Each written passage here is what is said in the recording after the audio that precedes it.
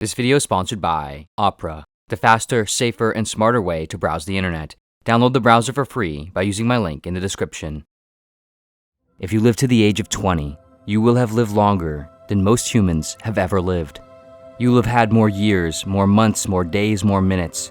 You will have experienced more moments, more opportunities, more stages of yourself than most people have ever had or experienced in history. 117 billion. That's roughly how many modern humans have ever existed. 8 billion of that total exist right now in the year 2024. That means roughly 7% of all humans who have ever existed are alive right now. Over time, the global human population has grown significantly, most significantly in the last 200 or so years. In the year 1800, there were 1 billion humans, 8 times less than there are now. Going back a bit further, 2,000 years or so, to the year 1 CE, the total human population was only 300 million. That's only a little bit more than just how much the total global population grew in the last 4 years, or about the population size of present-day Indonesia. Around 10,000 years ago, in 8000 BCE, the global population was only around 5 million. That's roughly the current population of St. Petersburg, Russia. Across the whole planet was the population of a modest present-day city. With nearly 10% of the total human population across history existing today, it's reasonable and intuitive to assume that most humans existed within the last 1 to 200 years. But this isn't the case, not even close. According to the Population Reference Bureau, over half of all humans who have ever existed, around 60 billion humans, lived before the year 100 CE, roughly 2,000 years ago or earlier. How is this possible though, given how many more people are around today and how few people were around back then? With the total human population being in the billions throughout the last couple hundred years, and it only being in the millions prior to that, decreasing significantly before 100 CE, how could there have been 60 billion people prior to 100 CE? The reason is most people died very young. Today, the average global life expectancy is around 73 years. Life expectancy is defined as the average number of years a population can expect to live based on the number of people alive and the number of deaths at each age in the given population. This measurement considers mortality rates, which are defined by the number of deaths in a population per unit of time.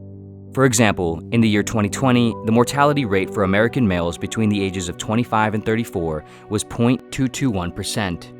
So, out of 100,000 American males ages 25 to 34, on average, 221 would have died in the year 2020. For newborn American males under the age of 1, in that same year, the mortality rate was 0.57%, nearly 3 times as much as it was for 25 to 34-year-olds. Historically, child and infant mortality rates have always been very high, though today they are still relatively high when compared to the mortality rates of other age ranges under 40. They are nowhere near how high they were in the past.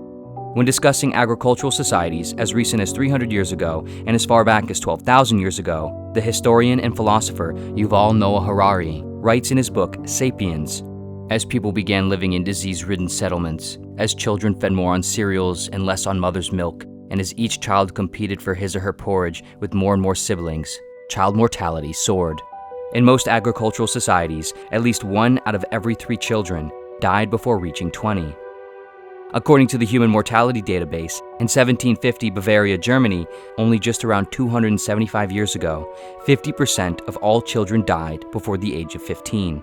2,000 years ago, around the year 1 CE, in Roman Egypt, nearly 60% of all children died before age 15.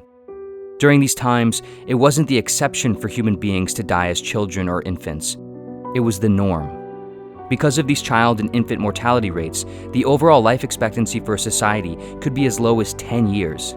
And so, the population of these societies, and the global population during their time, were small relative to today, not purely because there weren't lots of people being born, but because lots of people were dying very young, unable to add to or further contribute to the population.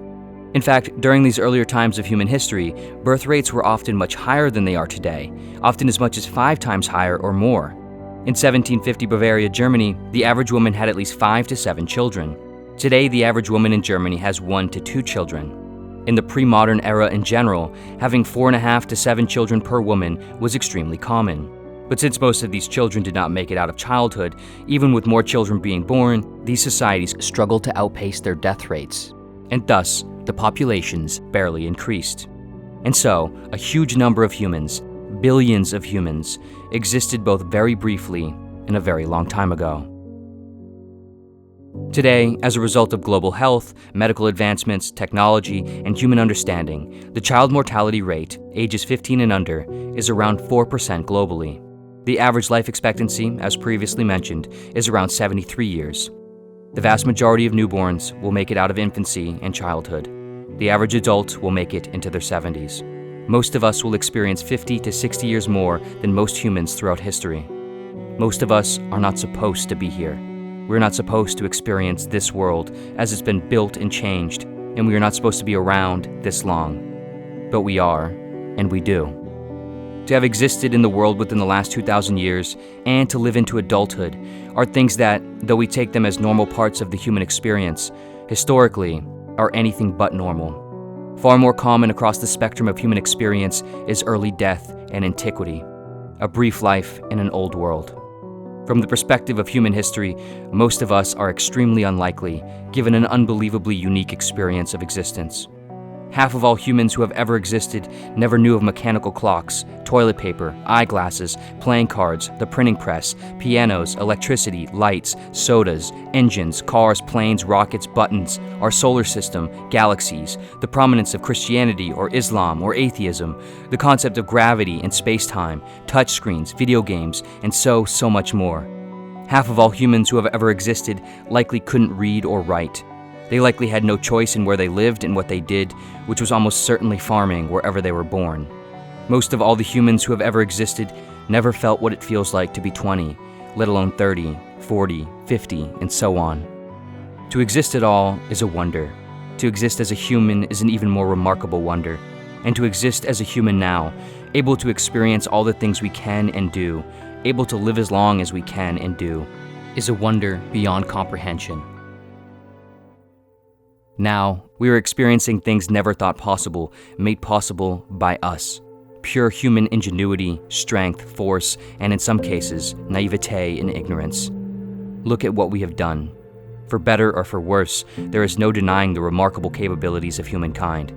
Every 30-something-year-old flying on a plane to a vacation destination, watching a movie or reading a book, casually aware of gravity and how the sun works, and what's happening in the various places below them, able to consider where and why they might go somewhere or do something. A credit card and a health insurance card, neatly tucked away in their pocket to use to treat nearly any moderate ailment that might inflict them, is a living, breathing example that miracles are real, and they are created by the hands and minds of the godlike force of humanity.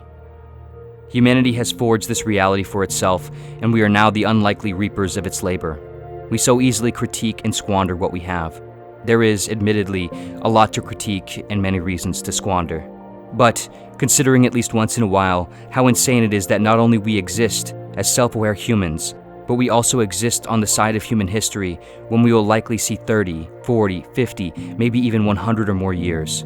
When we can tell time with minutes and seconds, wipe with soft paper, see clearly with glasses, play cards with friends, mass distribute books, listen to a pianist, turn on and off lights, drink sodas, drive cars and fly planes, launch rockets, press buttons, understand more and more about outer and inner space, share and understand ideas like these at a global scale. We created all these things, these opportunities, this knowledge, out from the material of the earth and our minds, out from nothing. We woke up into the conditions of this reality and said, not good enough. How about this instead? The world is fertile soil for innovation, and humanity is both a planter and harvester of fruits of wonder. Fruits of destruction, of course, too. Destruction of the world and ourselves. But perhaps our next great innovations will include the wisdom to properly carry out innovation itself, to not only live long, decorated lives, but also good, sustainable ones. In the words of Harari, humanity's next targets are likely to be immortality, happiness, and divinity. Having reduced mortality from starvation, disease, and violence, we will now aim to overcome old age and even death itself. Having saved people from abject misery, we will now aim to make them positively happy. And having raised humanity above the beastly level of survival struggles, we will now aim to upgrade humans into gods.